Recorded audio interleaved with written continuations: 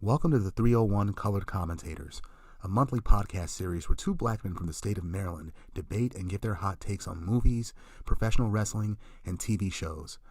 So have a listen, have a look-see, but nonetheless, enjoy.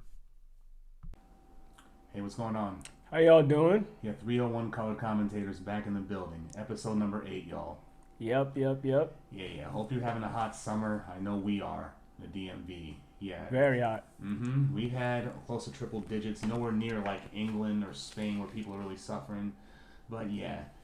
But then again, it's the DMV area. We could experience all 4 seasons in the span of a week.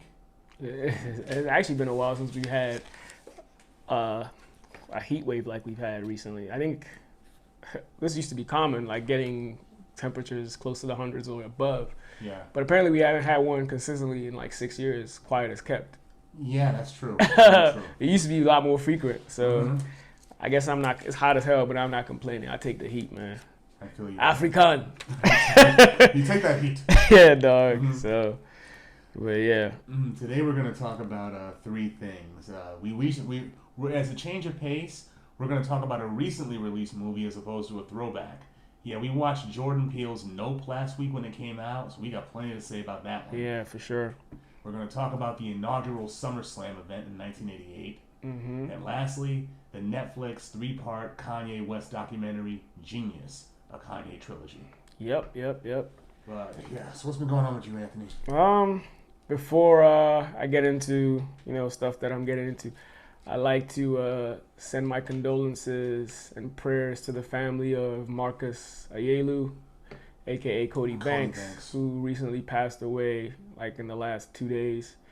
Unbelievable. I still can't believe it.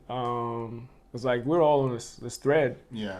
He's granted I've muted the thread because there's a lot of activity. I usually check it at least once or twice a day to see what everybody's talking about. And he's like one of the most chattiest people on there. Very. And he used to crack me up on that thread, and then just to wake up one day and he's dead is just crazy to me. The knowledge, it's just I can't believe it. He's always been a good kid. I like he's younger than us, so I think he came in. We went to school with him. We went to high school together. I think when we were juniors or so, he was a freshman. Back then he was smaller than everybody. Got taller. And then he had like a serious growth spurt. Now he's 6'2" now, and it really hit home that he just passed away like that. So prayers, thoughts go out to his family, and I know he had a daughter and a wife. So very sad. But back to what I've been, I guess, listening to. Burna Boy just released an album not too long ago called Love Damini, which is I think it's his middle name, his Nigerian name, which was pretty good. I've been listening to also Brent Faiyaz's latest album called Wasteland. That's good. And this artist, I don't know if you've ever heard of him. His name is Steve Lacy. Steve Lacy, Gemini Rights. It's not really like, I don't even know what genre to even put him under, but he is decent. Also, and obviously I still listen to a lot of Mariah the Scientist still in rotation. So yeah, that's about it. How about yourself? What's it called?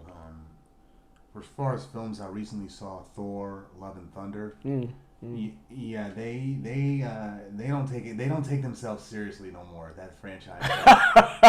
I could tell from the trailer. Yeah, I haven't seen it yet though, but I could tell from the trailer it was gonna be funny. It reminds me of Shazam. How the Shazam no way. Yeah, I mean they really upped the comedic elements in this film. I mean, for the 3rd film, Ragnarok, it needed it. Yeah. And that was the kick in the ass that the Thor franchise needed, considering the serious, well, not the serious, but the dull tone of the first 2 films. Yeah. But this time it was just over the top. It's like, yeah, you're part of the MCU, but I'm not sure whether I should take you seriously. Yeah. In other words, you didn't enjoy it. Marvel films. Oh gosh. Yeah, the Marvel movies for Phase 4. Yeah. They've been disappointments for you. They've been a train wreck for the most part, except for Shang-Chi and Spider-Man. I still need to see Shang-Chi. Spider-Man was good. Very good. Spider-Man was good, yeah. The TV shows have been better, and in San Diego Comic-Con this past weekend, they debuted what's going to be going on for what the remainder of Phase 4 and Phase 5. Yeah, my sister actually sent me a link about that. We got to get to San Diego one year, man. Yeah, for sure. My cousin's gone a couple times. He lives in San Diego. I've never been. He said that joint's fire. That's the Mecca. I've been to New York. It's the closest one. Yeah, he said it's fire. I need to pay him a visit. He's been there for a while. I just haven't gone out there yet. So, but that's basically it. What about music? What's new in your rotation or old that you're revisiting? In my car right now, it's basically a ladies first theme. I got a bunch of female rappers: Eternia, Lauryn Hill, Word, Shay Noor, Rhapsody, Remy Ma. Her first and only solo record. Yeah, I forgot. You forgot you had that. I haven't listened to it since I bought it. I bought it because I was a big Terror Squad fan at the time. Yeah. Shout out to Terror Squad, Cool and Dre. Mm-hmm. That's actually an alright album though. Yeah, better than I thought. And who else? Jean Grey, her too. Okay. But as far as newer albums, that DJ Premier EP that came out, the Hip Hop 50. Yeah. I haven't listened to it yet. Slick Rick, Run the Jewels, Rhapsody, and then Remy Ma on the same track. Yeah. And pretty good. It was alright. But my favorite joint right now is the Lloyd Banks album, the Course of the Inevitable Part 2. He just dropped one or is old? He just dropped it. Oh, okay. I mean, he had Course of the Inevitable Part 1 last year, and that was a sleeper record. This pretty one's good. Just as much of a sleeper. I know Joey Badass just dropped the album in 2000. I need to listen to that. I mess with Joey, man. He's nice. Speaking of Joey, Power Book 3 is about to come on in another 2 weeks. I saw that too. He actually killed his role in the first one, man. The first season. I was actually pleasantly surprised and shocked that he did such a good job on there, man. Unique, right? Yeah, exactly. So shout out to Joey, Joseph Badmandem. Yeah, I can't wait to see how his character's angle is gonna go forth. Yeah, how it ended last. Yeah. He got pinched. So cleverly got pinched. Yeah. So I'm definitely looking forward to that too. Yes, indeed. Yeah, his mom on there is, she's like our age. I didn't even realize that. Kanan's mother in the one that plays Raquel Thomas? Yeah, she's like our age in real life. Oh yeah. Or maybe she's either like a year older or our age or a year younger. Like she's right around our age. She could be that age in the show too. That's true, considering the timeline. And she had him, and she had Kanan when she was young. Yeah, considering the timeline. Yeah. So that should be dope to see. Definitely. Yeah. And let me say one more thing about the Thor trailer, the Thor movie. Put some respect on Jamie Alexander's name. That's Lady Sif. Fuck Natalie Portman. Damn, that's how you feel? Look at that Lady Sif and the Valkyrie, Tessa Thompson. Have them fighting. Yeah, I hear you. I haven't even seen it yet, so I will find a way to watch it outside of the theaters. I'm like, Natalie Portman, you already got your Oscar. You don't need to be in no more Marvel movies. Yeah, I feel you, man. So yeah, I kind of didn't expect too much. I expected it to be more comic than anything, like funny. So that's why I probably won't be as disappointed as you when I see it. Because the trailer definitely I was like, I can't really take this one serious, but I'll watch it anyway. Yeah, the trailers, the Marvel films, the trailers are better than the movies for the most part, especially that Doctor Strange movie. That was good. That was good, actually. I'm still a little bit mad about that. You don't like the Doctor Strange? The trailer was better than the film. I guess it was cool. And never mind that X-Men cameo in the film neither. I mean, I'm the biggest X-Men fan in the world, but even I sat there and thought that was fucking cringeworthy. Yeah, you definitely are. I think you're like the biggest personal Marvel fan I know. Period. Even my shirt, Time Barron's Authority. I think you could go toe to toe with anybody when it comes to Marvel knowledge. Almost anybody. There's some people out there that are fucking Jedi masters compared to me, and I look up to them. Yeah, probably, but that's an anomaly. Those battles are anomalies compared to what I've seen. But they're rare. Then again, what do I know? Yeah, yeah, man. All right. Yes, sir. Get started? Let's get started. Okay, like we said, we recently saw the movie Nope last week in the theaters. Released July 22nd. Written and directed by Jordan Peele, who did Get Out and Us. Yep. This film stars Daniel Kaluuya, Keke Palmer, Steve Yeun, Brandon Perea, Ren Schmidt, and cameos from Michael Wincott and Keith David. The plot? Oh, before you even go into that. Yes. So there was this whole social media rift lately about the comparison between Keke Palmer and Zendaya. and how colorism is involved with the fact that Keke Palmer is not worth nearly as much as Zendaya, given her resume, because she has a way more illustrious resume than Zendaya, but she's worth like half or even not more, if not more, which there might be truth to, but I sometimes I cringe about how people just kind of throw that out there in the midst of everything instead of just kind of celebrating both of them, being that they're both minorities. I get that we do have an issue in colorism, but there's a time and a place for everything, and I think there's a time and a place to actually address that. But now they've kind of created an awkward space for both of them. Unfortunately, Keke also responded and was like, you shouldn't, like, you can't compare me to her, da da da da. I'm like, even more cringe. Granted, Keke's resume is definitely... They're both dope. They're both good. Yeah, Keke's definitely has a more extensive resume. But there are a lot of other factors that are included to net worth. For instance, like Zendaya has been in Marvel movies, and they gross money. Yeah. They gross more than your typical movie. So I think net worth is not necessarily a good point of emphasis to actually illustrate colorism, more so than actually, if you were to compare roles offered to them, then you have something a lot stronger. Because if someone, for instance, stars in two blockbuster Marvel movies, they're probably gonna make more than someone that actually makes a good actual credible like acting role in some indie movie or something that is actually more respectable in terms of acting, because of the style. Because of the things that Zendaya has been in, the Marvel films and Euphoria. She's more well known. Exactly. So I don't see how colorism plays a part, even with the fact that Zendaya. I won't dismiss it all the way. They might be, but I think it's not the time and the place for that. And I think because of that, now you've put both of them in an awkward space where now when they see each other, it's gonna be weird. Even though they more than likely didn't have no beef at all. Right. So and then also like now they might be interviewed and someone might ask them about how they feel about such and such instead of just like celebrating both actresses. And have they ever met before? I don't know. I just thought it was just not the time and the place for that. But fan theories they always do this. And it was trending. Reason. It was trending heavy.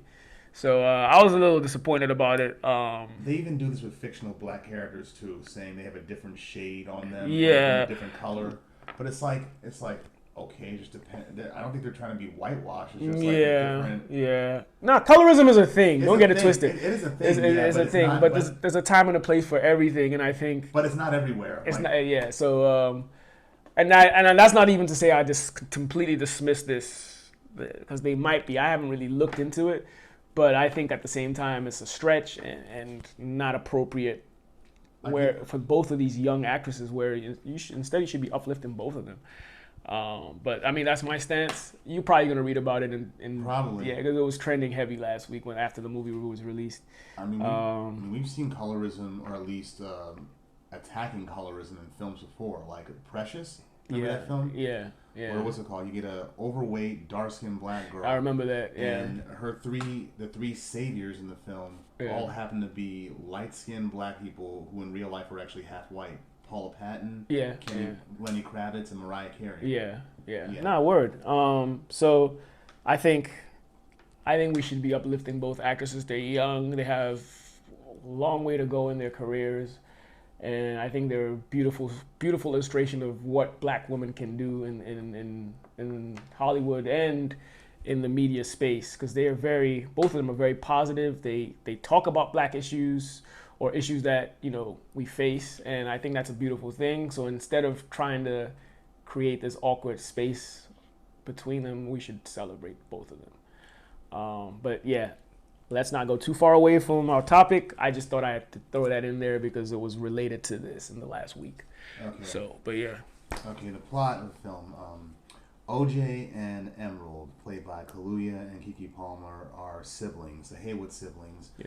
and they run the Haywood Hollywood Horses, which is a horse training ranch in Southern California for horses that are going to be used in Hollywood films. Yeah. They inherit the ranch after their father, Otis Sr., played by Keith David, dies from what we think is falling debris from the sky. Yeah. Yeah, they spend the next 6 months losing control of their business and needing a way to get money, and seeing what they think is a UFO in the sky. They want to get what they call the Oprah shot, like video or photographic proof of an alien, so they can get rich off it. Yep. And reclaim their family legacy's place in Hollywood. Mm-hmm. But what ensues throughout the film are a lot of hidden messages, imagery, symbolism, and themes that almost don't seem like they tie in. But by the end of the film or a second viewing, they go together. They make a lot of sense. Yeah. Yeah, it's a Jordan Peele film, so it's like all these disparate elements, they come together and it all makes sense in the end. Exactly. Yes. So far, it's been a critical and commercial success. It's definitely recouped its $68 million budget. Nice. It's been drawing parallels to Steven Spielberg films of the 70s, particularly Close Encounters of the Third Kind because of the UFO connection, and even Jaws because of the timing of the release, and Jaws being the prototypical summer blockbuster. I mean, that film... Yeah, it's killer. They're about to re-release it. We saw it in theater. They're going to re-release it in 4K. Yeah, I love that movie. And that film, if there ever was a blockbuster making nearly $500 million against a $9 million budget, there you go. That's a classic. Definitely one of the earlier horror movies that scared the shit out of me when I was a kid. I watched Jaws the first time when I was like 5 or 4, and it made me scared of the sea. I was always afraid of the sea because of the sharks, but it also like drew my intrigue in sharks. So I know quite a bit about sharks because of that movie. He likes swimming in shark-infested waters, y'all. I love nature. Animals especially. We went to the Grand Canyon more than a year ago. Yeah, for sure. That's my tie with Jaws. But yeah, keep going. Okay, with Nope, there's a lot to talk about in the film. Nope, that could be an acronym for Not of Planet Earth. Right. And the film, the way it starts, like I said, a disparate element in there that doesn't seem like it should go with the film, given what we saw in the trailer.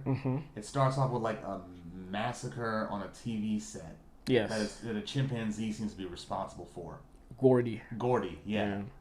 And that ties into what happens in the middle of the film. Actually, we get to see how that ties in, and it's also a parallel to the UFO itself. Because having an animal on a sitcom, even a fake one that's animatronic or Muppet, like Alf or Harry and the Hendersons or whatever. Yeah. Those, they're props. They're props used for a spectacle, which is a major theme of the film. In fact, the film actually starts off with a biblical quote. Nahum 3:6, I will pelt you with filth. I will treat you with contempt and make you a spectacle. Peele has a habit of doing that now, adding biblical quotes at the beginning of his film. To let the audience know what they're in for. And in this film, spectacle is is one of the themes of the film. I think it's like pretty much the underlining theme of everything, and it goes into tears after that. But yeah, you're absolutely right. I think there's so many parallels between even between the actual show at the beginning of the movie and then the actual flying object, aka was it jean jacket? Is that what they nicknamed it? That's what they called it, jean jacket. Jean jacket, yeah. Parallels between those two and just society, human nature, regarding how people love to make a spectacle out of things they don't understand or things that are different. Particularly even the closest thing you can even think about are animals in general, like wild animals. How we like to try to, abduct them from their natural habitat and make them spectacles for income. Like in the show at the beginning, that even the circus recently, a guy was attacked by a bear. It happens all the time. Lions do it. Siegfried and Roy, Yeah, so it just kind of goes to show that we humans disregard boundaries especially regarding wild animals and even ourselves. Like when we don't understand each other in the past, and I don't necessarily need to tie race into this, but even during the times of slavery and colonialism, they used to, white people used to auction us off. Not even auction. It's like they used to have black people in zoos. I'm not even kidding, for exhibitions, or like they would play some kind of spectacle where there's an audience of white people and we're just there in like our some entertainment. Ripley's Believe It or Not Yeah, type shit. and even in modern day athletes and entertainers, when they actually try to be human and actually express their emotions or their thoughts about certain things, a lot of times you're an athlete. you're an athlete. Exactly. So like we a lot of times disregard boundaries relating to, like Kaepernick, like when he started kneeling, somebody was like, "Who is this athlete to kneel like this? You're a football player, so just be a football exactly." player." God. Or like LeBron James, shut up and dribble. The whole thing. Yeah, like so it just kind of spans across all facets. And I'll let you go more into it, and then I'll kind of elaborate as well as far as what Jean Jacket, what they discover about him. Yeah. Because at the beginning, he's perceived to be Just a flying saucer, but there's definitely more to it. But like I kind of cut you off, so I'll let you go in, and I'll just every now and then I'll just throw in tidbits. What we know about Jean Jacket, the flying saucer, is that it's a predatory entity. Yes, it is. It is, and territorial. Very territorial, and views being looked at as antagonistic. If you look at it, it's gonna suck you up and eat you. Yep. Yeah. So what's it called? And that parallels Gordy, because Jean Jacket, much like Gordy, is an untamed animal, an animal that can't be tamed really. Mm-hmm. And what set Gordy off on the Gordy's Home sitcom set, what made him go crazy and kill and maim most of his cast members, were balloons popping. Yeah. Because after he went on his rampage, he's like looking around, like calm down. Yeah. And looking for the other kid, the Asian kid, Ricky. Yeah. Who's hiding under the table before Gordy gets shot. Yeah. And another thing about that is, Gordy tries to do their customary fist bump that he does with Ricky as part of the show. Yeah. And Ricky's not looking at him at all, but he knows it's there and tries to acquiesce, and that's like a parallel between like the finger touch thing in E.T. Yeah. But the point with that is this: Ricky, as a grown man, he capitalizes on that trauma. Mm-hmm. What he should have been traumatized by, he didn't learn a lesson by. Absolutely. Because he he thinks because he survived with Gordy that gives him some kind of a immunity, charm with animals that he can't really tame. He tries the same with Jean Jacket. Tries to make Jean Jacket part of his amusement park, his Western-themed amusement park called Jupiter's Claim. Yeah, but what happens there? He pays the price for disastrous. his folly. And so do his audience, his family, children. At least 40 people. Yeah. And also, what I want to say is him not learning any lessons. One of the themes of the movie is a bad miracle. Yeah. The bad miracle in his survival was he kept looking at a shoe that remained upright from one of his cast members. Right, the shoe remained upright, and he even kept it in a display as an adult. Yeah. The fact that he was looking at the upright shoe and not at Gordy, that saved his life. Yeah. And also prevented him from learning a lesson. Yeah. That you can't tame what can't be controlled. Yeah. In addition to that, what was also lost on him was the fact that he's an Asian kid adopted by a white family. He's a spectacle. True. I didn't even catch that. He is a spectacle. He's a spectacle, a prop that got later replaced by an animal, a chimpanzee. Yeah. And that lesson was lost on him. Yeah, that's a good point. I didn't even catch that. That's a good one. And then to kind of throw into your whole description of Jean Jacket, he basically represents wild animals or animals from the wild. Like, for example, gorillas. Give me an example. Gorillas are granted they're not the closest anatomically to the humans. I think chimps are. But if you actually observe a group or a colony of I guess that's what they call them. I don't know if they're colonies, but a group of gorillas in their natural habitat, they have very, very similar primal behaviors to human beings. Like they play with their kids like we do, play with our kids. The males are very protective of the females usually nurture the kids and are nurturing per se, and the males are they protect the territory. When you come in close contact with a gorilla, they always tell you to bow your head or have your head down as a show of respect. Yeah. Because if your head is up or you actually make eye contact, it's seen as a challenge or a threat, and that's when it could be harmful. But generally, they're very peaceful animals. They are also very territorial. So when you come in the territory, the males usually come and guard, and they're like, "What's going on?" And then if you just show like humility, like, you know, gestures that, okay, Definitely. I respect, they let you pass. Like that's why a lot of local in the Congo and stuff, a lot of the locals were able to kind of move their way through gorillas. Granted, unfortunately they're still endangered. If you don't know and you go and you actually enter their territory and you actually make eye contact or keep upright in the midst of the males, you could get torn apart. And it's very similar to Jean Jacket. Whenever you make eye contact with it, it'll definitely take that as a threat and try to, you know. And Ricky is played by. You. And Ricky plays. Sorry to cut you off. No, that's cool. No, go ahead. And Ricky played by Steven Yeun as a grown man. Yeah, he did not respect that power of Jean Jacket. I mean, he was buying horses from OJ from the Haywoods, and feeding them the Jean Jacket, and thinking that's what he was going to do for his show. But no, he paid the price for that folly. Yeah, he did. Yeah, and that's another thing. What's it called? Jean Jacket. It could be a stand-in for how black people were used as props. For display, or even because of its color, its white and its predatory nature. That's true. Similar to Jaws, the Jaws Great White Shark parallel, or Trigger Happy Cops. That too.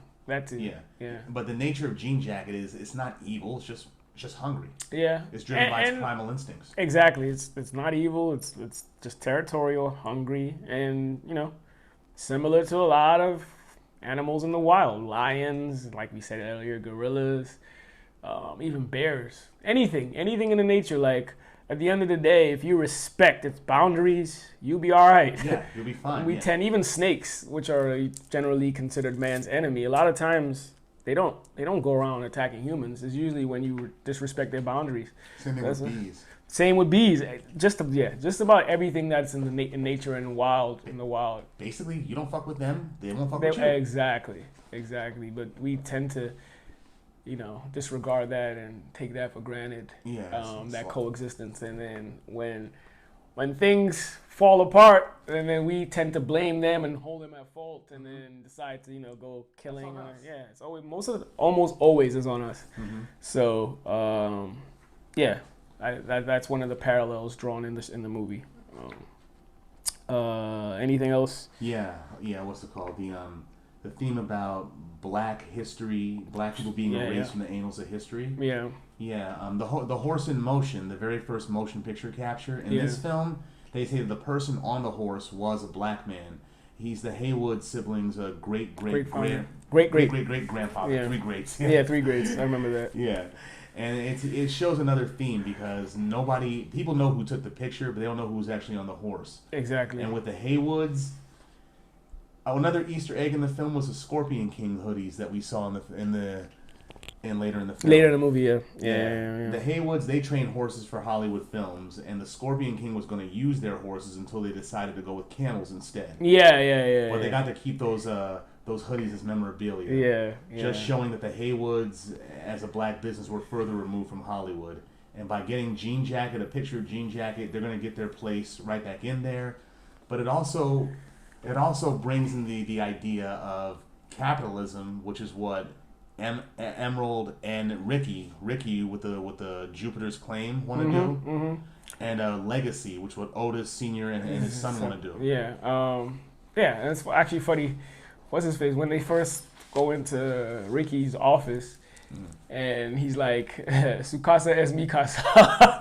He kind of flips that round, like it's supposed to be mi casa es su casa, which is my house is your house, but he's like, your house is my house, which basically he's trying to buy out their ranch, pretty much, and use their horses for his amusement park or whatever. So that was kind of more or less a foreshadow of what he was trying to do.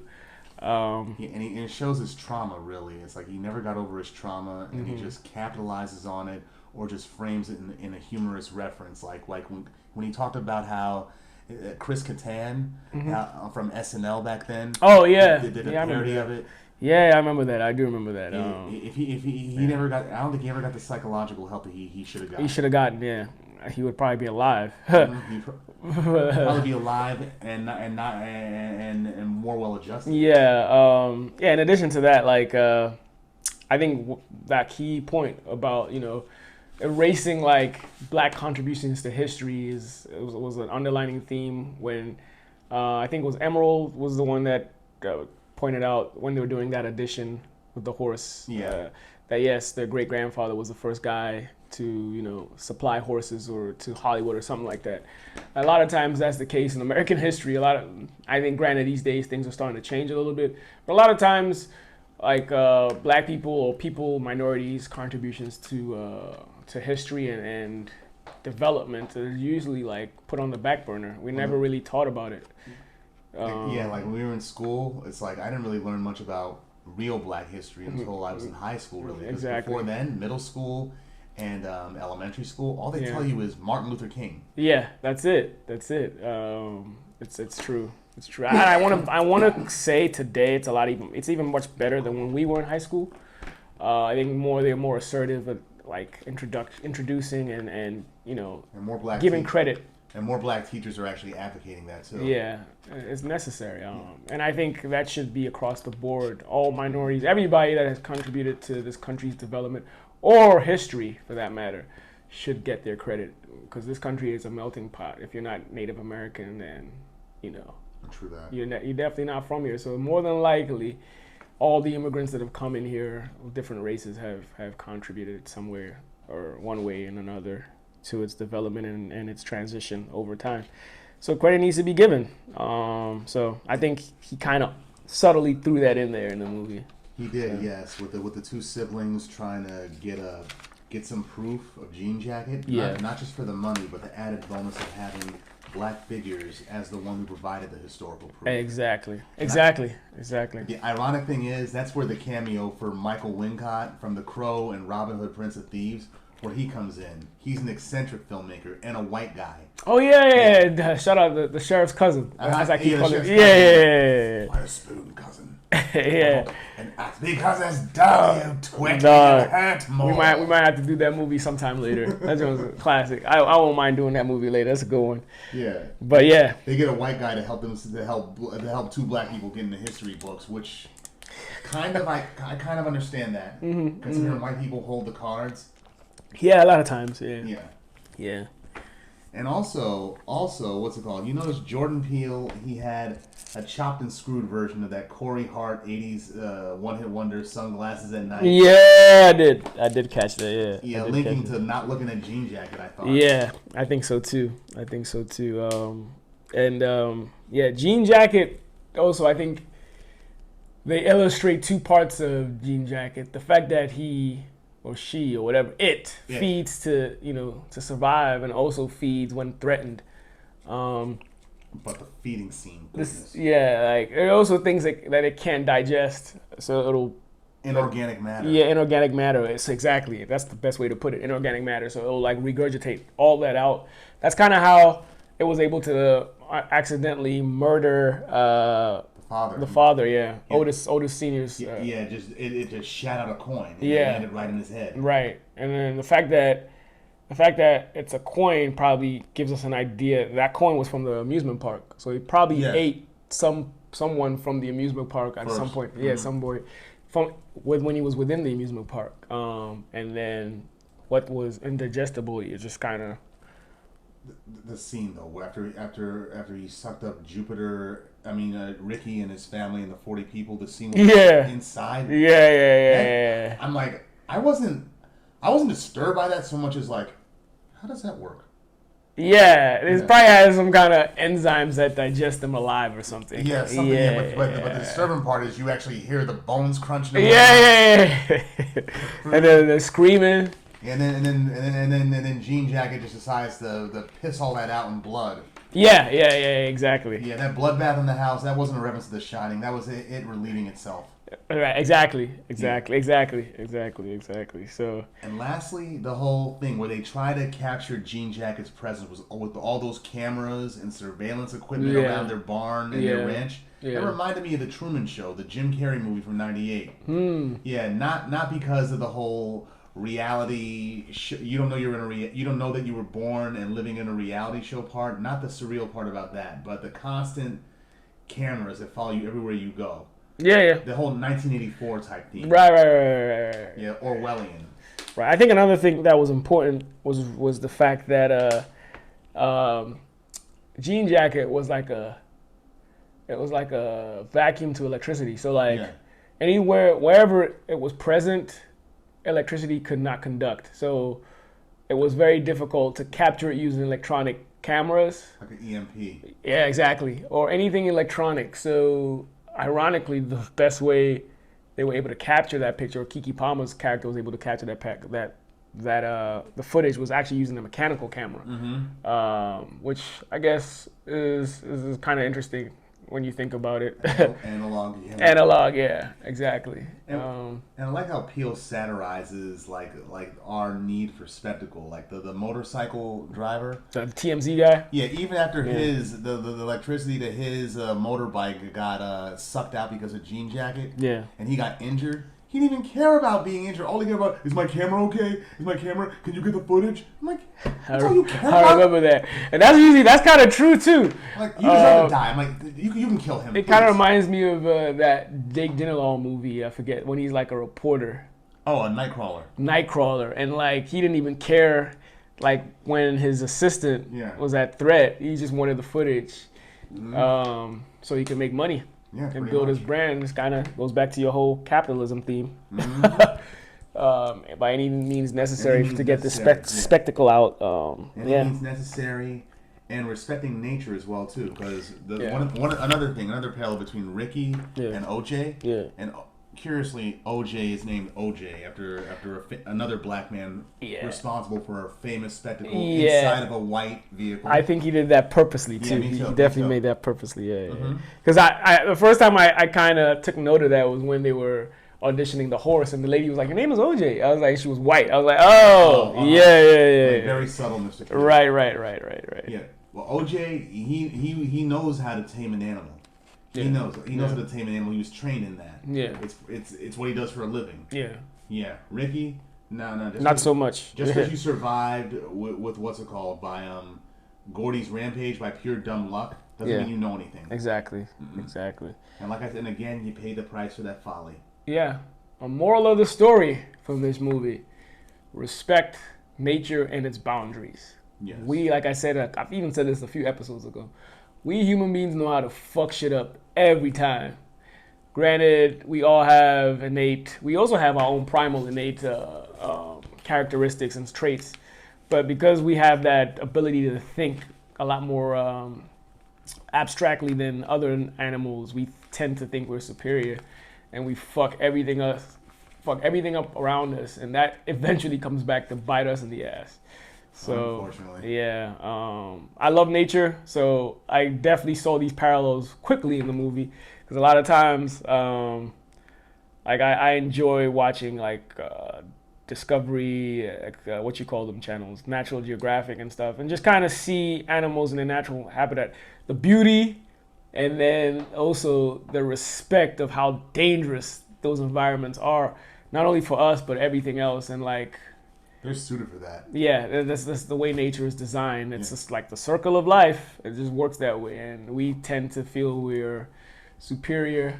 And a lot of times we just don't respect that. And we try to assert our domain over them. We really should just leave it alone. We'll leave it alone half the time. So, we always are, driven to create a spectacle for money or for our own entertainment, not even, being mindful about our surroundings or what other people or other things feel in that space, and it's a shame.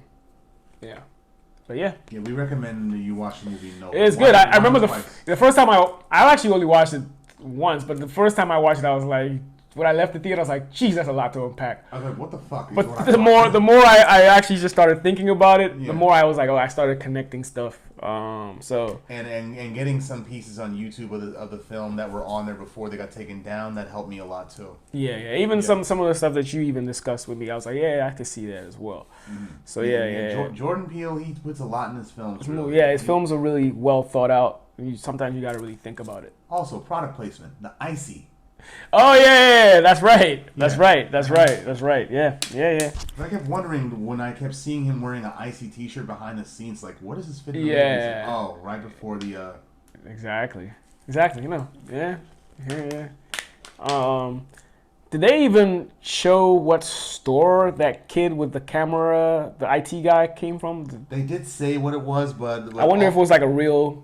It was a real store, actually, but it got discontinued. It went out of business during the beginning of the pandemic. I forget the name. Oh, okay. There we go. Fry Electronics or something. Okay, yeah. So that's also low-key product placement in its own right. It is, yeah. So, but yeah, definitely go check it out. And after y'all check it out, if you haven't checked it out yet, please leave comments what you thought about the movie.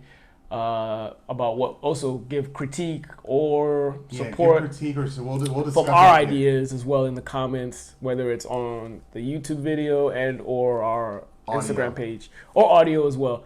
We'd love to hear it because we love theories. We're like police officers. Yeah. This is not an absolute answer, right or wrong. Just our thoughts. Yeah, just our thoughts, and so we'd love to hear that. Yeah, man. Okay. What's next? Okay, SummerSlam88. Okay, took place August 29th, 1988, but here's a little background on the event. Now, this is the inaugural SummerSlam event, and back in the 1980s, Vince McMahon and the WWF, their main rival was National Wrestling Alliance's Jim Crockett Promotions, right? And they had the first pay-per-view event for professional wrestling, Starrcade, in 1983. Vince McMahon, he countered 2 years later with WrestleMania, the inaugural event being in March of 1985. Yeah, the event was... I did not know that. Starrcade was the first one. I thought WrestleMania was. Okay. It's good to know. With the success of WrestleMania and with WrestleMania 3 in March of 87, that was the most successful professional wrestling pay-per-view event ever. So McMahon wanted to follow up 8 months later with Survivor Series in November, the inaugural event there. That was a good one. And curiously enough, Survivor Series that aimed the same day as Starrcade '87. Oh wow, it was the same day. But guess who won the ratings war for that one? Starrcade at the time. Survivor Series. Survivor Series actually overtook it. Wow, so Starrcade is a big one. So much so that 2 months later, McMahon started another event, but he didn't debut this one on pay-per-view. It was Royal Rumble. On the USA Network. Okay. The same day, Jim Crockett Promotions tried to air their pay-per-view event, the Bunkhouse Stampede. The Royal Rumble, that was a record-setting ratings event for USA because 8 million people tuned in to look at that event. Shout out to that. And another thing, 2 months later, WrestleMania 4.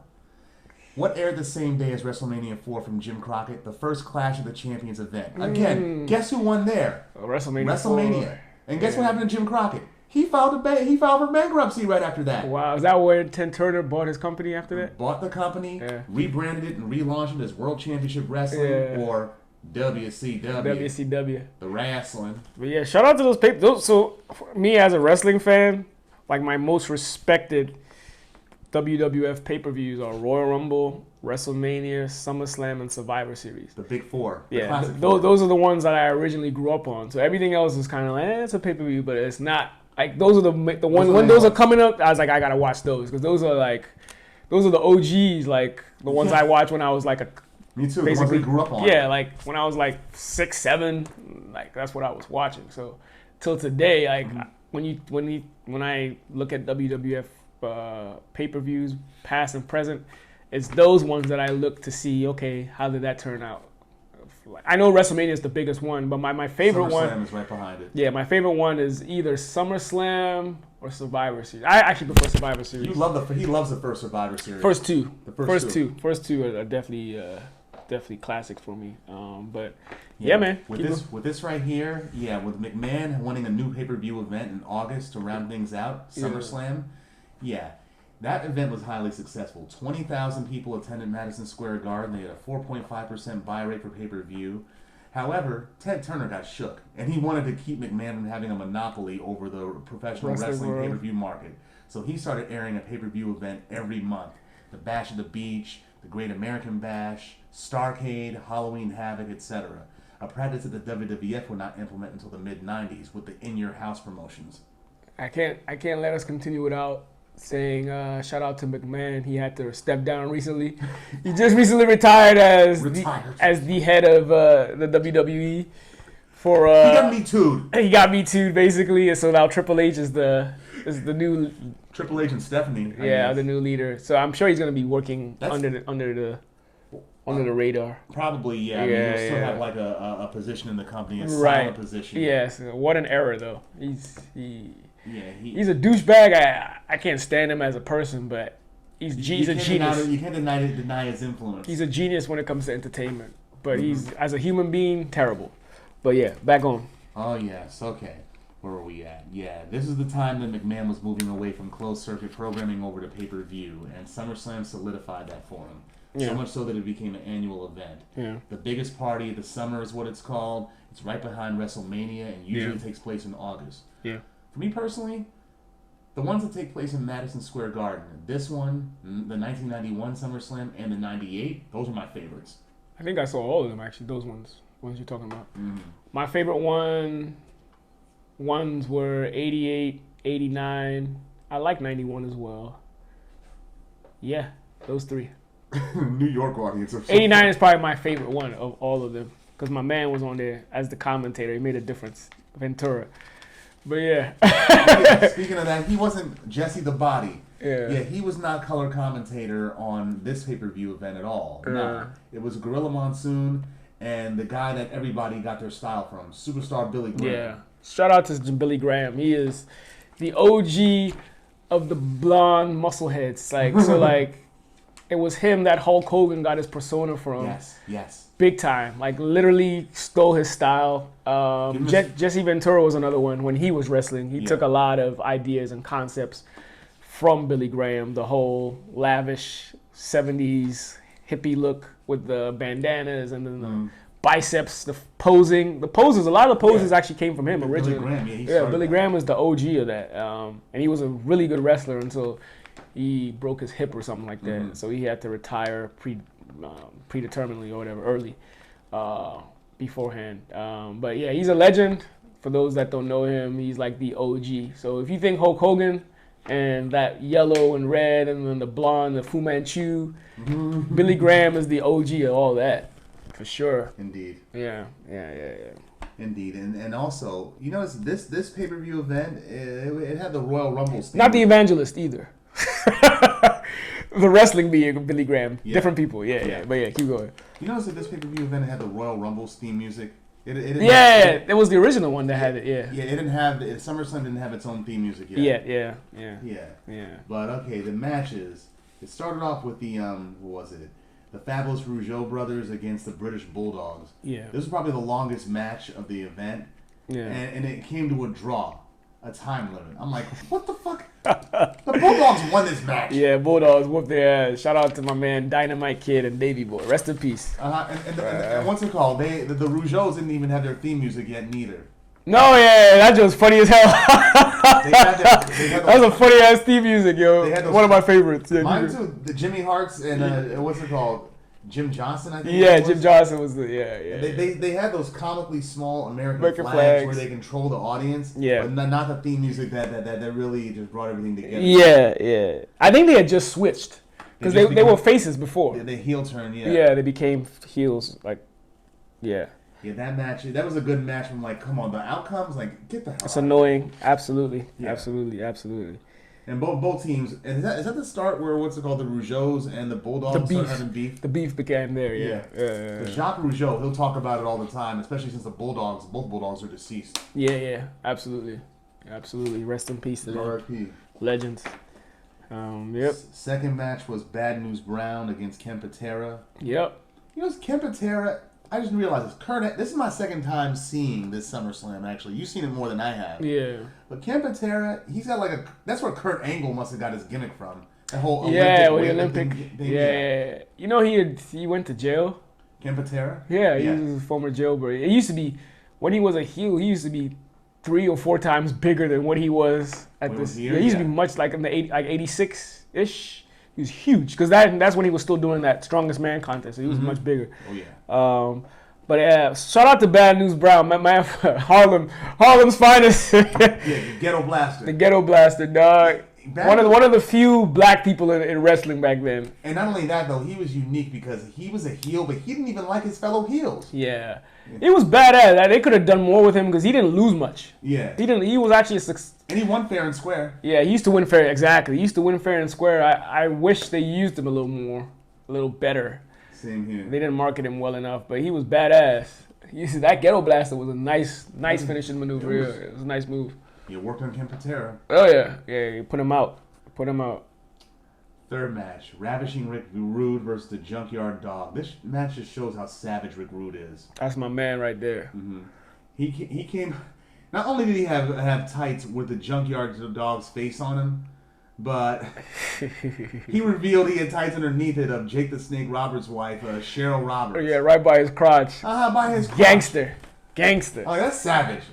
And he did the little hip swivel. The whole. Yeah. Right at the crotch. face and mouth right at the crotch. Like, yeah. Jake obviously was blown and pissed. So he came out there and attacked him, so causing a disqualification, getting Rick Rude the win. And then he's trying to calm down the Junkyard Dog. Yeah. Like that would have been a cool angle if they had a feud. Snake against the Junkyard Dog, especially the whole animal part. Right. That's true. I didn't even think about that. But yeah, that was when they had Rude and Jake had that feud going on. And Jake was trying to swoon his wife, dog. Shout out to my man. Rick Rude was trying to swoon his wife. Shout out to my man, Rick Rude, man. Flat out said, I want your wife. He's a savage, dog. Simply ravishing. Flat out said, I want your wife. Even though Rude was happily married and dedicated to his wife.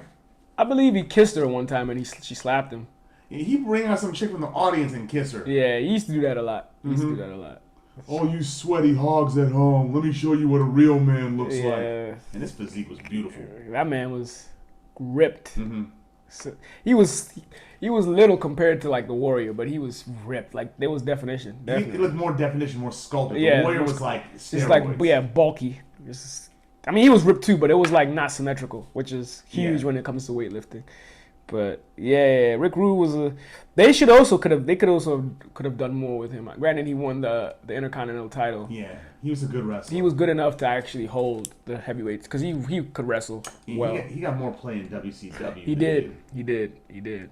Where him and Jake the Snake actually teamed up and were allies. Oh, in WCW when they switched. When they switched, yeah. Because I know when he switched, it didn't take long for him to win the title. Oh no, he beat Ricky Steamboat. Yeah, he did. Yeah. He did. He actually, when he first moved there, he came there as a masked man with the same name.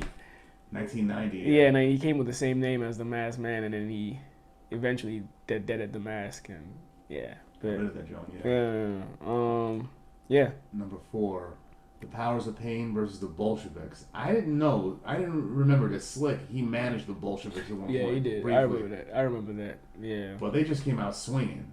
Yeah, the Powers of Pain. I feel like that's the theme for all this shit. Like the Powers of Pain could have done more with them as well. They were larger than life, like a larger than life tag team. They were huge and huge, like literally physically. But like I think they could have done more. They could have even done more. They should have got a title win. Definitely could have had a title win, and they could have done more with the Demolition. Yeah, they should have did more with that angle. Yeah, with the Demolition feud because. They could have gone far with that. They were talented, especially the Barbarian. Really good. The Warlord was a little bit stiff, but he was. But they were still good. Like very brutish, powerful, a little bit explosive too. But just like they were fun to watch. This was like the beginning. They were starting to set up the Demolition feud. Yeah, it was starting. You could actually even tell the commentary. They actually made a hint. Like, I can't wait till they actually get in the ring with the Demolition and. Yeah, they would do that. The color commentators, they would just do that, like set up feuds. Yeah, subtle. Like that. Subtle. Yeah. So, but yeah, it didn't go as well as the fans probably expected to go at the time. But that was a decent match. The Powers of Pain, they won. Yeah. I didn't know Boris Zukov was American though. Yeah, I found that out later too. Mm-hmm. Yeah, I found that out later. Sure. They were like a jobber tag team, if you ask me. They were close enough. They weren't jobber, but they were close enough to be jobbers. Almost. They weren't conquistador levels, but Yeah, exactly. Almost, not quite. Exactly. Then we got the Warrior and before that, the interlude with the Brother Love show where he with Hacksaw, where he interviews Duggan and trolls him about Dino Bravo pretty much. Yeah. I forgot about that. Yeah. Then we get to one of the events that was a highlight of the matches. That was a highlight of the event.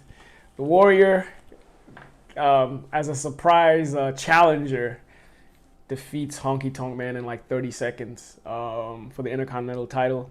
Originally supposed to be Brutus the Barber Beefcake versus Honky Tonk Man, but the Outlaw Ron Bass put him out of commission with the Spurs, cutting him in the face where he required stitches or whatever, so he couldn't make it. And so Honky Tonk's dumbass goes and says he'd fight anybody, doesn't matter who. And then the Warrior comes out and beats him in record time. After the Honky Tonk Man holds that title for like a year and a half. Yeah, 14 months. Greatest Intercontinental Champion of all time, because it wasn't just like 14 months. He beat everybody. He beat Savage. He beat Jake the Snake. He should not have beat Steamboat. Savage. He beat all of them. Granted, he cheated. It was still amazing that he beat. I think his era was the most competitive Intercontinental era of all time, in my opinion. I love the Intercontinental because he fought like legit guys. Like he wasn't just like holding it to hold it. He wasn't a Bob Backlund. Yeah, for 6 years, he was fighting like legit wrestlers. Yeah. I think he even beat like Hacksaw too. Like he like defended it against like legit. Granted, he cheated. Yeah. But he still defended the title. He had the guitar before Jeff Jarrett did. Right. So. And the funny thing is, with that match, though, the aftermath of it, all the heels are trying to console Honky, and all the faces are congratulating Warrior. And they were like, what the fuck is Warrior talking about? The spaceship! It's like, I'm not hard to find. I could be found in the nearest spaceship to parts unknown. I gotta love that man's promos, man. Parts unknown. That's what I should say. When someone asks me where you're from, parts unknown. Yep.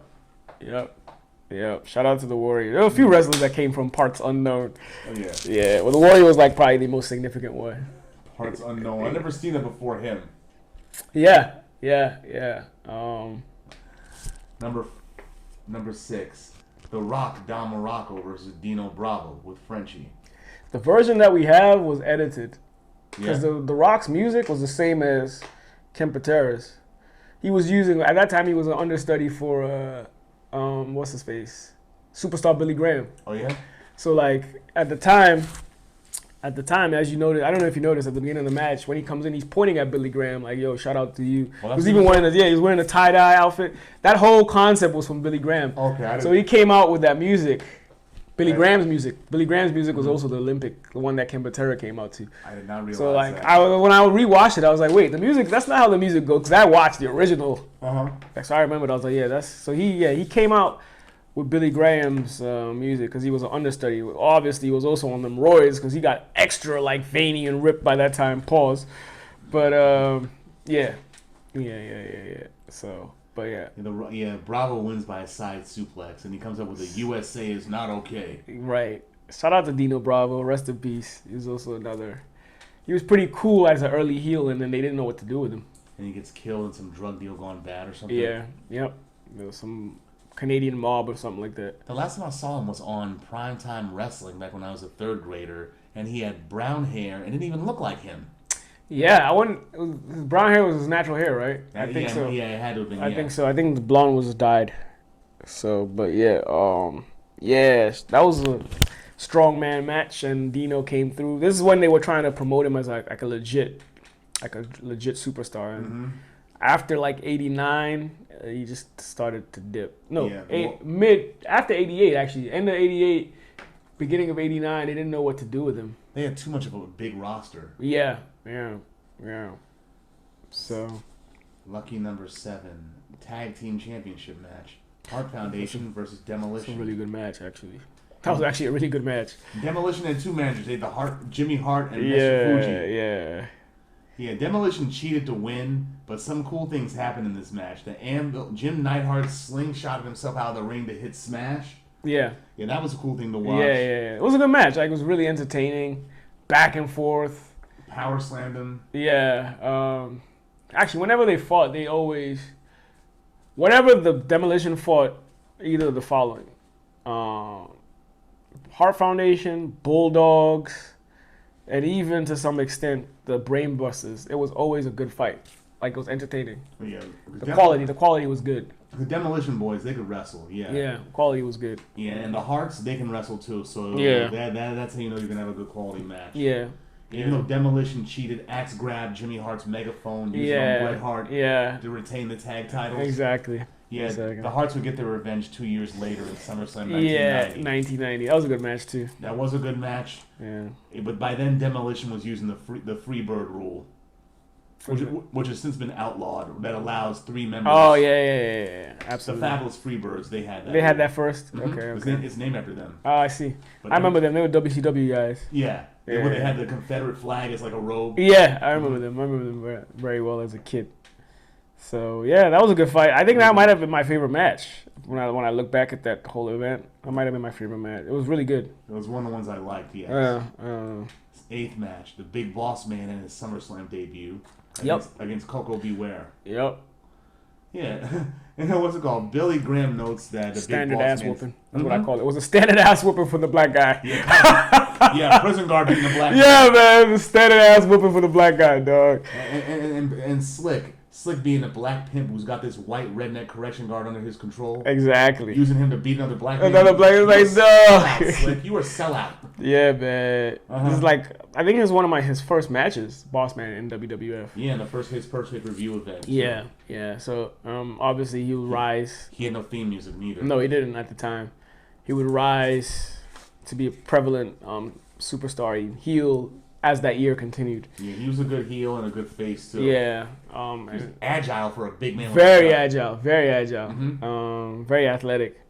Yeah, so like they would start his feud with Hogan soon after that pay-per-view.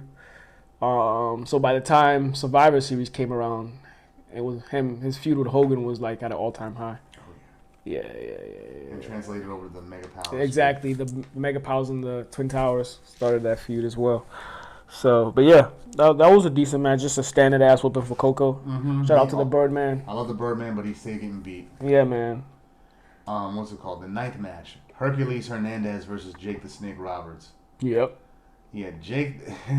Hercules Hernandez was another ripped dude. R.I.P. Yeah. He was huge. Pause. And Jake the Snake, he managed to catch him in the DDT and win.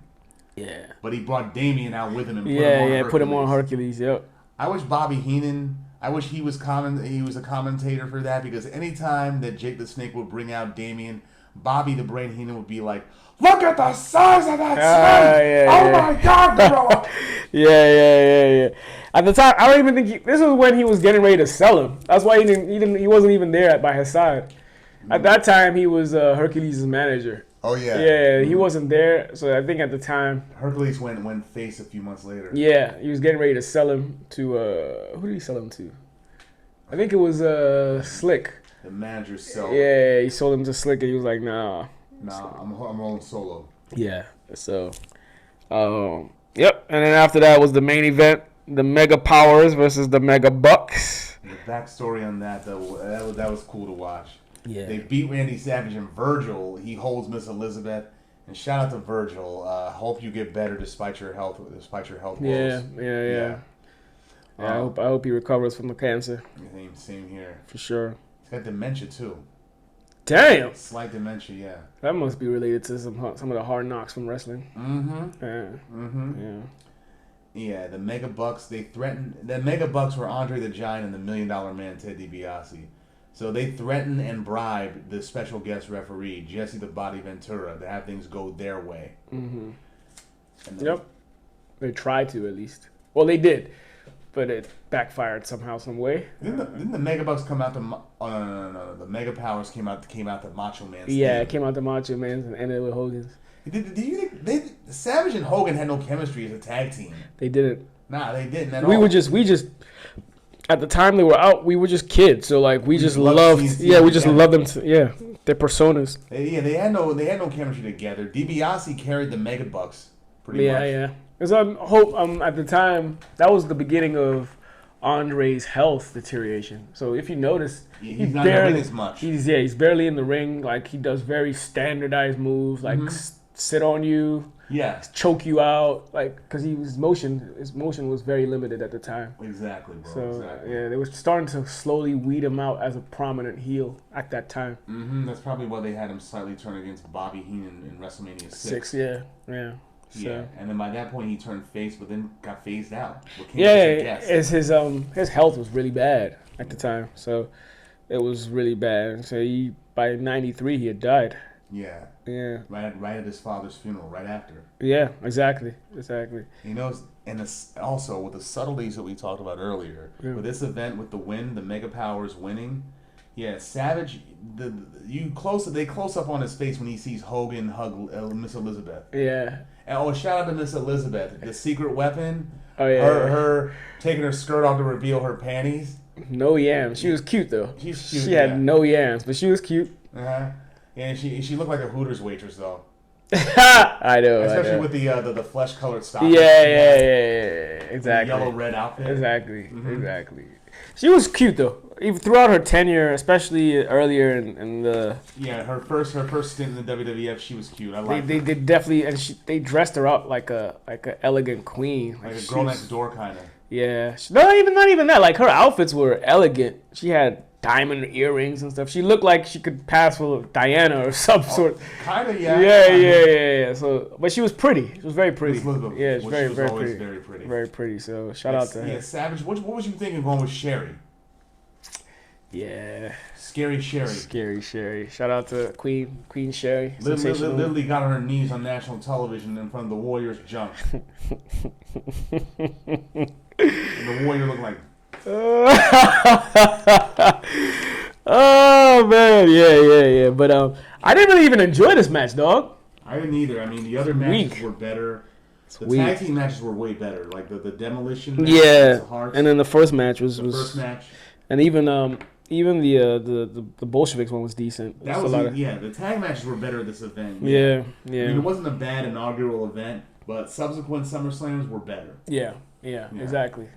So you should definitely, when you get a chance, you should watch '89. Definitely, I think that's one I have not seen. I will see it. Especially my favorite match in there was Rude and Warriors rematch. That was one where they had like a face off or whatever. No. The face off was from the Royal Rumble when they had the pose down. Right, the pose down. But at this point, Rude was the Intercontinental Champion because he had won it from WrestleMania. Thanks to Bobby. Yeah, and then he basically was defending it against the Warrior. You know what the original plan was for the SummerSlam? What? They were trying to have Ric Flair bring him over from the NWA.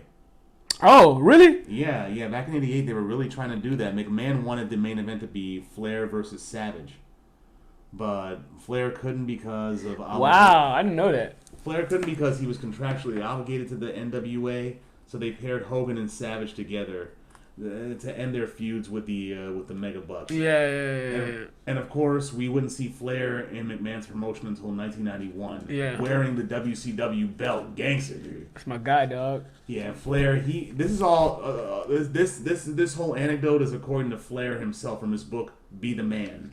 Oh, word. He's the greatest heel of all time, in my opinion. It's closely second, followed by Savage.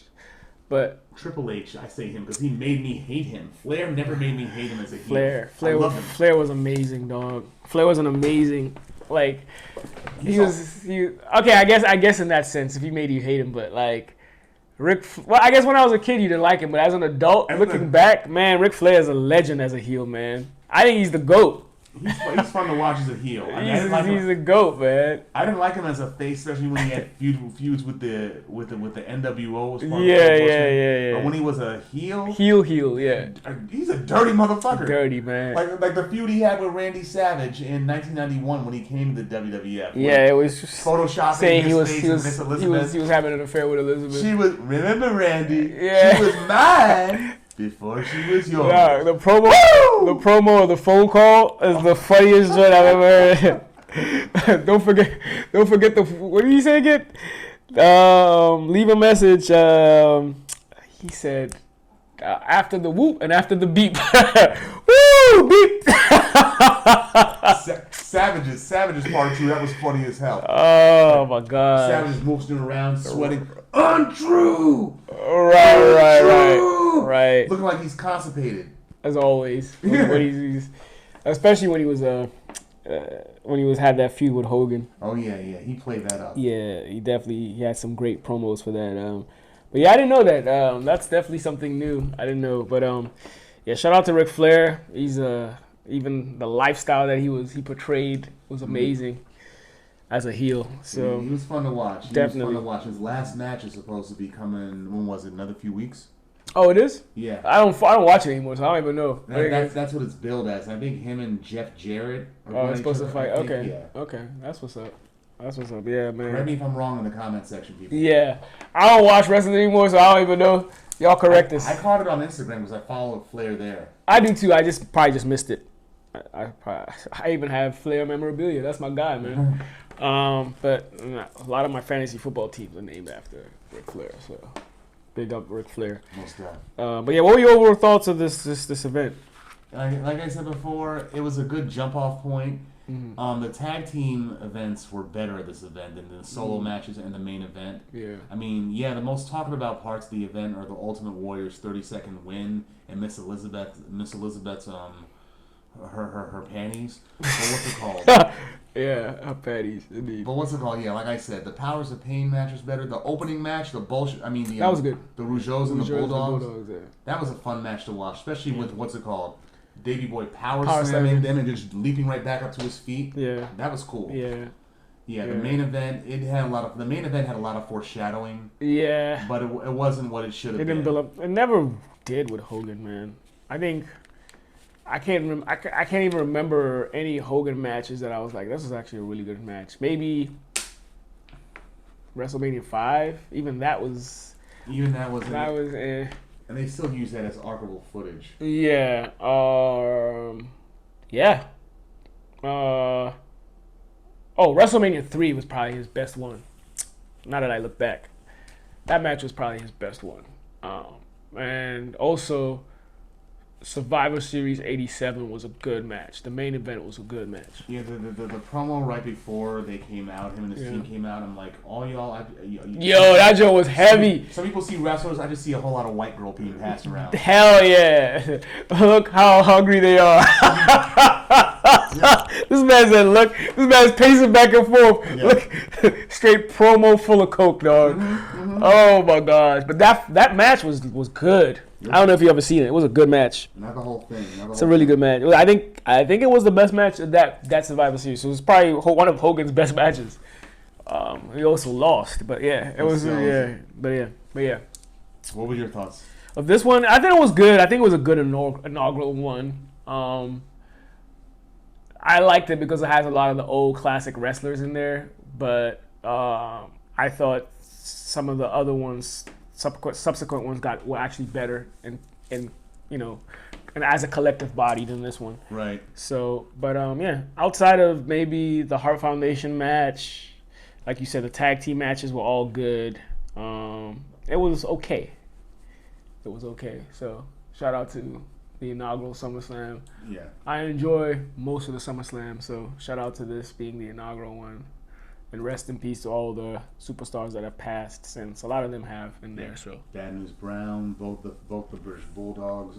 Yeah. Nikolai Volkov, Rick Rude, Ultimate Warrior. Yeah.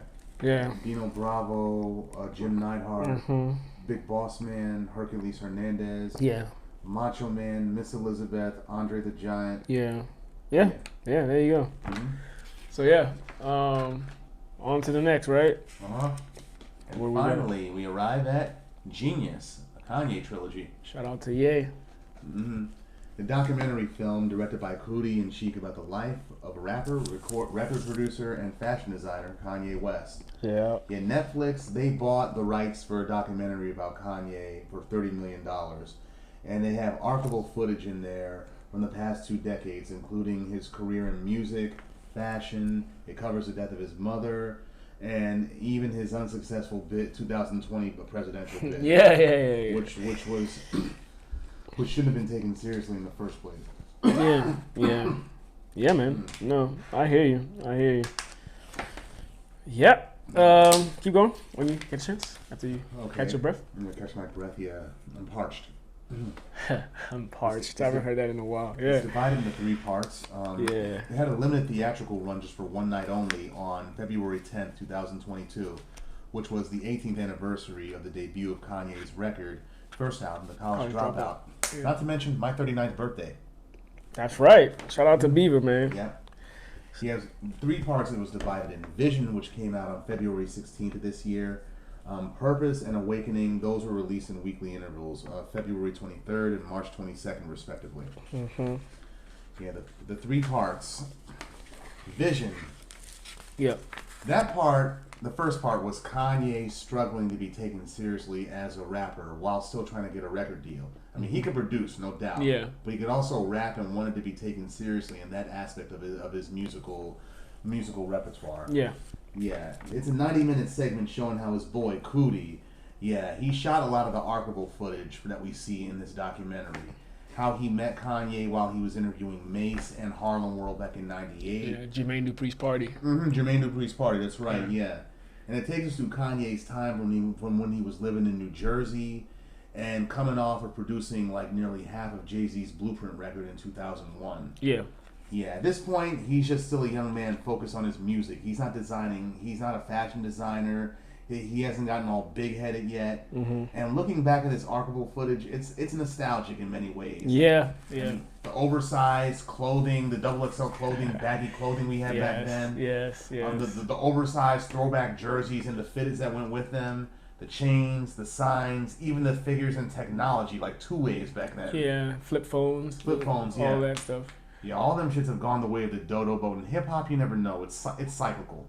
I will say that, though, like, even despite like the dated, fashion looks and styles, you definitely see he's got a good taste in fashion. Even then, like what he wore was very different from what other people were wearing at the time. Even though his fashion, it was still urban. It was still urban and within the whole aspect of wearing baggy clothing, which is why you probably couldn't wear it now. But a lot of like the combinations I thought were very nice. Like I thought, Kanye definitely could dress. Like you could tell. Like he's got a good fashion sense. Even in the midst of bagginess, he wasn't. I mean, he even emphasizes when he's coming up. Like even when I make it as a rapper, I want to be the best dressed rapper. Along a lot of times in the documentary. But like, you definitely see he has a good sense of style. Even back then, like his style stood out in the midst of everybody else. I mean, people hate on Kanye and for good reason. Yeah. But what's it like? You can't deny the man's talent. Yeah, absolutely. Yeah, but go ahead. The second part, Purpose, that starts off like right after Kanye's infamous car accident, right? Mm-hmm. And it talks about the creation of his first album, The College Dropout, and the critical success following its release. Yeah. After he signed with Rockefeller, though, they still weren't making Kanye a priority as an artist. I mean, they still wanted him just to produce other people's shit, in-house and out of their house. Like Talib Kweli or Pharoah Monch or one of them. Mm-hmm. He did work for them. Well, I don't know about Pharoah Monch, but Kweli. Kweli definitely, and even Mos. Yeah, Mos Def too. Yeah.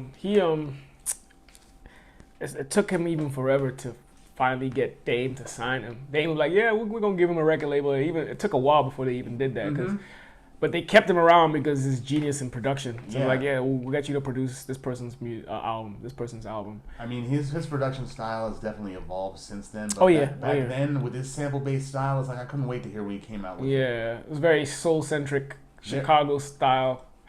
Mm-hmm. He was definitely on that chipmunk soul, high-pitched vocal samples back then. Yeah. But he knew how to find loops. He knew how to find the musical part and just loop it and manipulate it. And he could chop drums really good, too. Yeah, for sure. And ironically, the only reason he was in that car accident was for the reason that Rockefeller relegated him. He was doing other people's music. That's true. Yeah. That's true. He was an LA producer. Whose album was that at the time? I forget whose album it was. Was it one of the State Property people or no? He was in L.A. at the time. Was LA? Yeah, I don't know. Yeah. But we see during this documentary, this portion of the documentary, he had cameos from Ludacris, Jamie Foxx, Scarface, people he was working with. He had Scarface and Pharrell from the Neptunes. Yeah. Because we see Kanye play Through the Wire for the first time for Pharrell. And this gives a full version of what we saw in the Through the Wire video. Pharrell walks out of the studio. And they had history in the making in the caption. That's because Kanye, it was like professional respect between two producers. Kanye played Pharrell, his music, and Pharrell's like, I can't believe I gotta walk out. And you could tell, more so with Pharrell than any of the artists that he was working with, Pharrell saw what could be with Kanye. Because Pharrell is also eclectic in his taste for like art, artists, and beats. So I think Kanye at the time was even ahead of his time. What he was rapping about was not prominent in the game. No. You hear that shit now a lot with people like J. Cole and a few others that are not necessarily hood rappers. He was more of an everyman. Yeah, it was more of an everyman type of thing. But like, he was very gifted at what he did. And I think Pharrell saw that when he heard Through the Wire and some of his other music. Whereas Scarface was like, oh, this is dope. But it was like, it's dope. That's it. Like, he didn't really hype. Not even really hype it up yet. Yeah. I mean, he got the Guess Who's Back beat from Kanye, which was dope as hell. Yeah. In addition, also, because Rockefeller or Def Jam didn't believe in Kanye, the Through the Wire video, which Kanye and Cootie shot together, Kanye financed that video with his own money. Yeah, he did. He absolutely did. And like, I think through the first two parts, like the vision and the purpose, like, you really see his struggles and his journey. At the same time, you see snippets of his self-absorbment. Like, you can still see signs of what could become of Kanye. But I think it's also important to realize that we all have all of that. All of us have that in us. Like, we have a sense of humility. We have a sense of arrogance. We have a sense of, just being, self-absorbed. But it's all about being self-aware and finding that balance to know when to suppress and elevate those things. And I think it's also important to know how to speak in your environment or how to deal with people in your environment, which comes with more or better self-awareness. But I'll get into that a lot more later. But at the beginning of that, you see more of Kanye's humility and hunger to, want to make it. Succeed, yeah. Yeah. So, like, he always believed in himself, which is good. That's why, like, when I was saying, like, being self-absorbed is not necessarily a bad thing all the time. Like, you have to believe in yourself and believe in what you can do. There's a threshold to it. Exactly. It's a threshold to have. You don't want to exceed that threshold because then it becomes arrogance. But at that time, like, you could tell he bet on himself when nobody else did. Maybe his mom was the only other person that was like...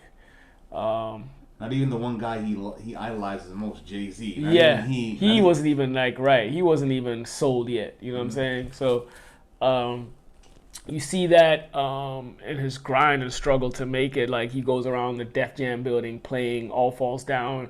Nobody really plays in mind. Yeah. That song becomes a hit later on. It's funny, but... Like Def Jam, you hit yourself. Somebody needs to hit you all over the head. Right. Leor Cohen, Kevin Liles, whoever was there at the time. Right, exactly. And even when he starts to get recognition a little bit in Chicago, this is after, like, Blueprint was starting to, people were, like, acknowledging Kanye did this production for Jay, such and such.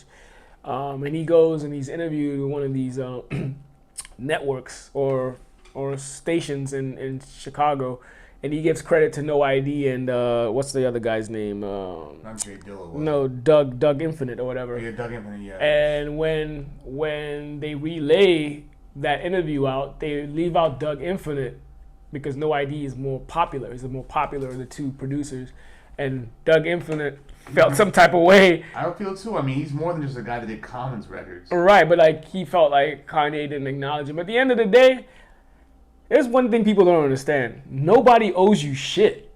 Ever. So, like, even if you helped Kanye to produce beats, he can choose to acknowledge you or not. You're not entitled to that, even though you deserve it. Yeah. So for him to make a diss track about Kanye is telling about him. A lot of just because Kanye didn't mention his name, but Kanye did mention his name.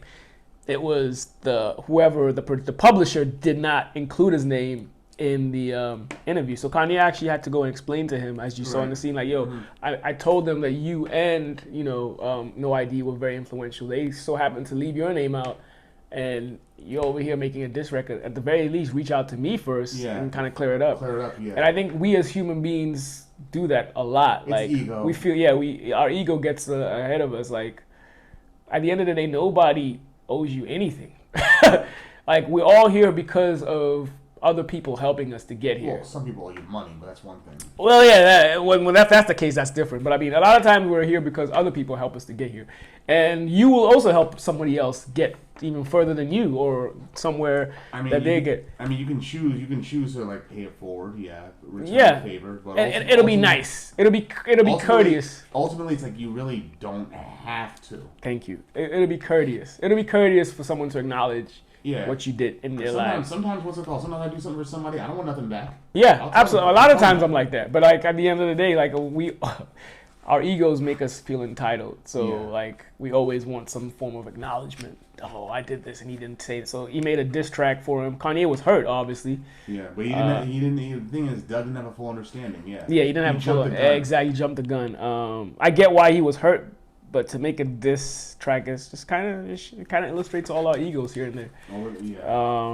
Obviously, we saw early is how influential his mom was in his life, and when he's down and feels like shit's about to hit the fan, she knows what to say or what to do to uplift his spirits to get him going. So when she left, when she died, it's like we noticed a shift in Kanye's behavior. Mm-hmm. Even then, like before she died, you could tell. He wanted to keep her as close to him as possible, making her his manager and stuff. Yeah. Because I honestly feel like this fame shit was getting. He didn't expect what it came with. A lot of it, like what he had to deal with. So like she was like his voice of reason / his grounding. And then when she left, I don't think he had that ever again. I don't even think he still has that now. He might have one or two people, but like I think a lot of them are more so yes men. Yes men, yeah, as opposed to people that actually help them. Yeah, like you always need someone from the Sandlot that knows you for who you are and not who you've become. So when you're getting out of hand, they can be like, "Yo, you need to sit your ass down and come back down to earth." And that's where the last part actually takes place. Awakening, where Cootie and Kanye, they grow apart. Yeah. It even starts, I think that even begins in the purpose part. Like they start.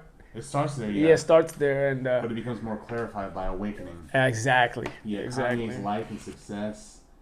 And they only reconnect to one another because of Kanye's meltdown over his mother.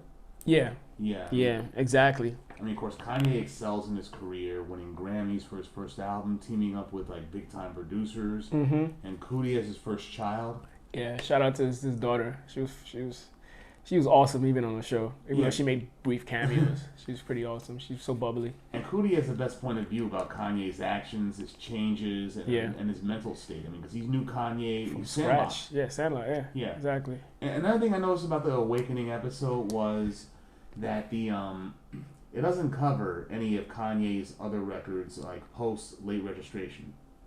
Yeah, some of them were great. Graduation was dope. My Beautiful Dark Twisted Fantasy was dope, but that's not discussed. Yeah, not discussed. It talks about Life of Pablo. Life of Pablo. A lot of people hated. I actually thought it was a good album. It was not quite what he had done previously, but it was good. It was the one. No. Yeezus was before that one. Yeezus was not too good. I didn't like Yeezus. I like Yeezus better than Life of Pablo. I like Life of Pablo. I thought it was good. I just thought it was a little underwhelming for Kanye standards, but it was a good album. And then I forget what was after that. After a while, I stopped listening to him because he started getting on my nerves. Mine too. Yeah. But I think overall, Kanye's problem, was like when you become too self-absorbed, you lose the sense of empathy, and you're not as self-aware to know, like, for instance, in an environment, how I communicate with you could be very different from how I communicate with Julia. Yeah. Because you guys are different personalities. It's up to me to be self-aware to know how I can get to you. Yeah. And how I can get to her. But a lot of times when people are so self-absored and they think it works with everybody. Yeah, they just want to get what they have to say out and not give a shit about whatever's around them, and that is very, like you said, narcissistic and like teenage girls. Like some are just very sullen, self-absorbed. Yeah, I think we all to some extent still suffer from that. But like it's important to be aware of your environment, but that comes with also being aware of self. And you're aware of self. Yeah, exactly. So you need to know how to. It's okay to also like mean well and get your point across, but there are ways to do it in such a way that you don't come across as you're cocky or arrogant and stuff. And I think a lot of people mistake, I gotta be 100% honest with actually being, telling the truth all the exactly. time. There's a fine line. And I tried that before too when I was younger. Just blunt, just telling the truth. But it's like it does not work. It does not work. You gotta be aware of who you're talking to, aware of yourself, and know how to communicate that way. Some people won't be able to handle that. Exactly. And I think it's very selfish and lazy when it makes a bad impression. Exactly. I think it's very selfish and lazy when you're like, nah, I have to tell the truth. And a lot of times, clearly Kanye doesn't fact check. He just whatever he feels is right because that's why he got along with Trump so much. Exactly. So I think, and I don't think his environment, like we said, is very honest with him, or critically, or should I say, constructive. Yeah, they're paid yes men. Yeah, and I think that's his biggest downfall to today. Like. Why people don't really see him in the same light anymore. You're not honest with yourself. Yeah, exactly. And like we said, like all those traits, you have to find that perfect balance, and that comes being self-aware. Kanye doesn't really take that into heed. He's just kind of like, yeah, I'm a genius. I'm right. You're wrong. Listen to me. Mm-hmm. And when the shit falls apart, you make like an arrogant tech startup CEO. Yeah, exactly. And he would make even in that, he would make an arrogant apology. This is not sincere. You can tell it's not sincere. Your real apology comes with change behavior. Yeah, exactly. So, if you remember that apology that The Game and 50 Cent did back in 2004, like, we want to come to a peace for hip hop because when do it stop? Yeah. They dab each other up. 50 kisses him on the cheek, but this is so. Y'all gonna go back to beef another few months or two. And they did. They're still beefing till today, dog. 50, oh my goodness. Yeah. He holds a Guinness Book of World Records for holding grudges and stuff. Yeah, man. But yeah, back to Ye. I think, I know now he's diagnosed as being bipolar and stuff, but I think his level of self-awareness is poor, and he's in his own little unrealistic bubble, and that's why he is where he is today. Even more so than the bipolar diagnosis. This documentary just made me sad personally. Me too. I found it hard watching the third part. Yeah, Kanye of old. I miss Kanye of old because Kanye as we know him now, it's a fucking train wreck. I don't think he's coming back though. I mean, the genius music will probably still be there from time to time, but the person. I don't think he's coming back though. I mean, it's not even an evolution really. It's fame and what it can do to a person. Yeah. And I think a lot of times he means well, but the way he comes off, he's just arrogant, and he doesn't like the Taylor Swift joint. Yeah, he doesn't take lightly to constructive criticism either. A lot of times he's just kind of like, no, I'm right, you're wrong. Yeah. Like the excerpt Diddy just shared with us on the thread when he's like, I only listen to people that are younger than me. People that are older than me cannot possibly advise me. I'm like, why not? What? Why not? You can learn a lot from an older person. Even in that, he had some valid points here and there, but how he came across was pathetic. Arrogant. Yeah, just very arrogant. And you ain't as good as you think you are. Yeah, he means well. It's just or someone like Ali. I mean, people call him arrogant, but it's like, yeah. I mean, he talked shit in order to cover up his own anxieties about the fight. But when he got in the ring, he handled business. So that said, is it still arrogance if you back up your gumption? Yeah, right. And some of it shouldn't come as a surprise. because even in the beginning stages of the documentary, you saw hints of how he could get to where he is today, like the arrogance part. But even Cootie, by the end of the documentary, you could tell he was very sad, and just more so at this point, I was just more so on the lines of I'm just praying to God that things go well for him, because I think he realized even he was at the point where he couldn't help his friend anymore. To see somebody he no longer recognizes. Yeah, exactly. So, even there was a point in the third part, it was the awakening, where he's filming him talking to some businessmen in Dominican Republic, and the conversation was so cringe that he was like, I couldn't even record this any further. He had to stop it because Kanye was talking about like, oh, they're trying to assassinate me, but they didn't know they're messing with Deadpool. I have this on lock. He's like, yo, I'm gonna stop this right now. So let me know your spatial lens. Yeah. You still listen to his music? Just the older stuff. I haven't gotten into anything newer from Life of Pablo because I couldn't tell the bootleg version or real version that I got, but whatever version I got, it's like, okay, call me when you get something quality again. Got you. You listen to Donda at all? I did listen to Donda. I listened to that gospel album he had. I didn't listen to the gospel album. I didn't think it was authentic. So it's not. I knew. I was like, this is just a money grab, or just Kanye thinking he's all of a sudden a prophet. But I heard it was musically great, but I just didn't feel like it was coming from a good space in gospel. So I didn't get into it. That's why I couldn't hear it. It's like, what's it called? I just. And granted, I don't go to church as much as one would think I should. But with Kanye, it's like, dude, what are you doing? Yeah, I listened to Donda. It took me like 2 listens before I appreciated it a little bit. It's decent. Yeah. It's decent. But like I said, it's just Kanye is just.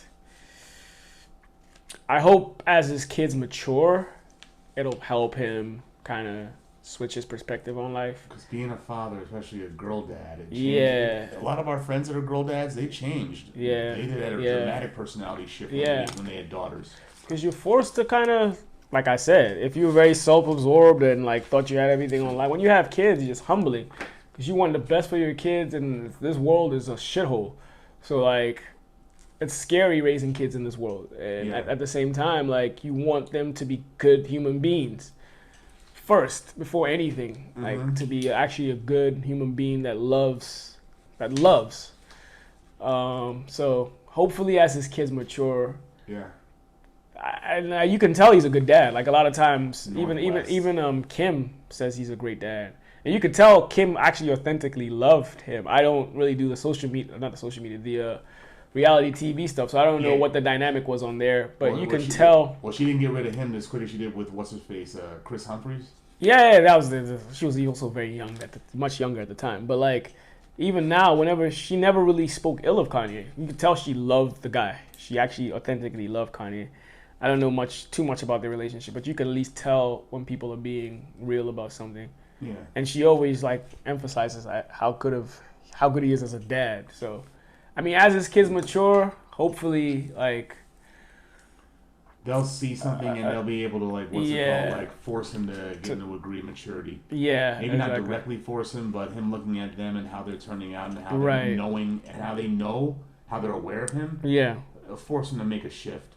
Right, and it'll hopefully it'll force him to be more empathetic towards people in general. Yeah. I know you can tell he always means well, but at the same time, his narcissism and arrogance just kind of overshadows all that. Oh, exactly. It always goes left because of that. So it's a good documentary, though. Very nostalgic, as Sai said, especially the first 2 parts.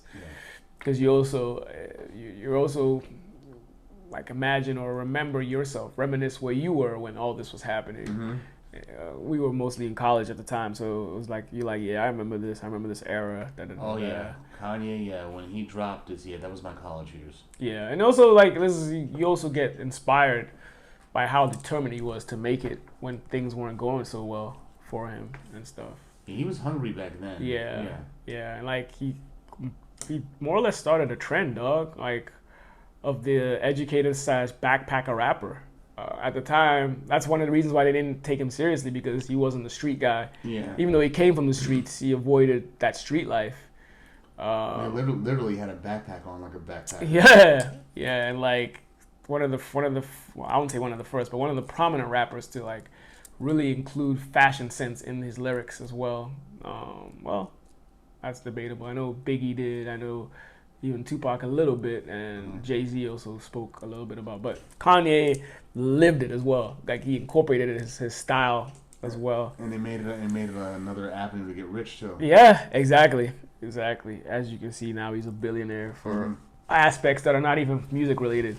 Right. But they branched out. Yeah. Because of his shoes. Because the music industry, it's a soulless industry. Yeah, it is. Mainly, I think he got rich mainly because of his church and the shoes, more so than his music. Even though the music did help.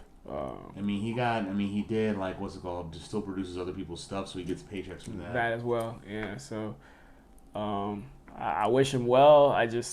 I can't take him seriously until I can take him seriously. Yeah, that makes sense. Yeah. Yeah. So, but yeah, what were your overall thoughts about the documentary? It was a good documentary. It definitely shows the dichotomy between Kanye as he was and as he currently is, and gives the actual journey for the reasons for why he currently is as he is now. Yeah. And like I said, it makes me sad because like what's it called? I miss Kanye of old. I miss the beats he used to do. Yeah. Yeah, and like even the early stages of his arrogance, I could take that. Yeah. At the beginning, it was kind of laughable, funny. Like you could laugh, like this guy's funny, but then when you realize that he had a problem, that's when it doesn't become as funny. Yeah, and also at the beginning he wasn't this prominent, so like now he's got a lot of money. He's known. He's in a large platform, so his influence is obviously bigger. So when he just spews rubbish, it's kind of cringy and annoying. Like when he went about saying slavery was a choice, stupid statements like that. Mm-hmm. It's tough, especially in that era where like it was around Donald Trump's campaign. Yeah. And at the time he was spewing a lot of division within the country, and I was looking at Kanye like, are you trying to make fun of Trump, or you actually believe his crap? Right. I think he did believe what he was saying, but like again, like he doesn't fact check, and he's not surrounded by other intellectuals that he takes seriously. Right. Otherwise, someone would have shut that down before he even got out. Obviously, because I don't believe that was the first time he was saying that. He had said that a few times around his inner circle, and then he came on TMZ and then ratted that like a test run. Yeah. So it's unfortunate that this is what he's become, but I think he's also struggling within himself. Now you can kind of see signs of that. And he almost feels like he's alone. Especially you get that vibe in the third episode. Even though he has a lot of people around him, he's almost lonely. Even more so now with the divorce. Who knows what's he doing now? I don't know. Who knows? But I definitely wish him well. It's tough. He's tough, man, because he's huge. He's huge for the culture. He's super talented, and he definitely has a huge influence in hip hop and fashion. It's just, the other shit that's a problem. And, like I said, Kanye of old, I miss you. Right. So shout out to Yeezy, man. Shout out. Yeah, it's sad, and hopefully things improve. They evolve. I don't know. Yeah. So they do change at the very least. Yeah. Any last statements before we? Yeah. Support black businesses. Both Word. real and fictional. Word. Mm-hmm. Word. Oh. Yeah. Shout out to Hypnotized Minds. If you know, you know. Mm-hmm. Black businesses as well, I guess. The Mafia. Mm-hmm. Yeah, another big Chapter 2. Yeah, another big influencer in the hip hop culture, especially in production. Yeah. And I don't even know if this hat is. I don't know who owns this hat, but it's Capricorn. You know how we move. I'm an Aquarius. No, I don't. I'm an Aquarius. Yeah. So recognize. Yeah. Recognize the air you breathe. We supply it. Whatever, dog. We started end the year off with a bang. Anyway, I'll holler at y'all. All right, y'all. It's a pleasure having you guys. Yeah, Comment. Episode number 8. Thank you for tuning in. Thank you for watching us. Yeah. Please. Go ahead. Like he said, please comment on both our YouTube. Comment. Yeah, give us your thoughts. YouTube, on our page as well, on Instagram. Where can leave voice notes and stuff? Is there a way they can leave voice notes? Or possibly on the audio platforms like a SoundCloud, maybe, I guess. Okay, yeah. So do what you do. Give us. Yeah, send it to us. Get it to us. Yeah, we want to hear what you guys think as well regarding all these topics. Mm-hmm. We appreciate you listening as always. We're glad to have you. Circulate this. Spread us around. Metastasize us. For sure. Spread the love. Yeah. We appreciate the love by you even giving us your time. So thank you. Take it easy. Rest in peace, Cody. Yeah.